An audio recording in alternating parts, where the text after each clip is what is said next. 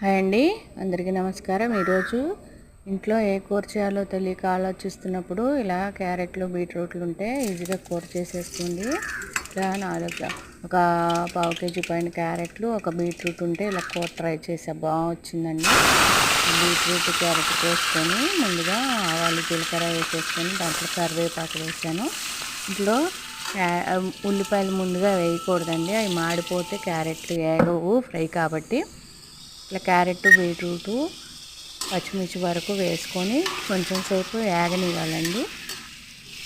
30 ఏగిపోయిన తర్వాత అప్పుడు ఉల్లిపాయలు వేసుకోవాలండి. ఈలోగా జీలకర్రతో పాటు ఎల్లిపాయలు దంచి దాన్ని కూడా యాడ్ చేసుకోవాలండి.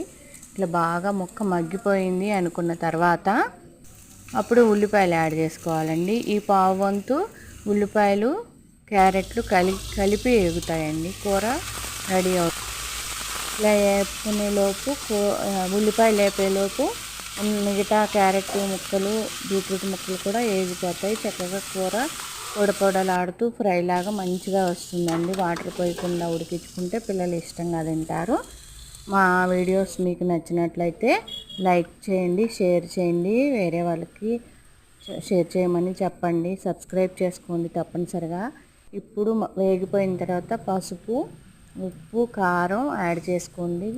జీలకర్ర దంచి పెట్టుకున్న ఎల్లిపాయ కూడా యాడ్ చేసుకోండి. పైన వేసేసుకొని మగ్గించుకుంటే అన్నీ చాలా స్మెల్ బాగా వస్తుందండి. ఎల్లిపాయ స్మెల్ లాస్ట్లో వేసుకుంటే మంచిగా వేగి మంచి వాసన వస్తుంది. దీనికి చక్కటి కొబ్బరి ఉంటే కొబ్బరి కూడా యాడ్ చేసుకోవచ్చు. యాడ్ చేసుకుంటే ఇంకా బాగా స్మెల్ వస్తుంది. నేను ధనియా పౌడర్ పైన వేసాను కొంచెం టేస్ట్కి.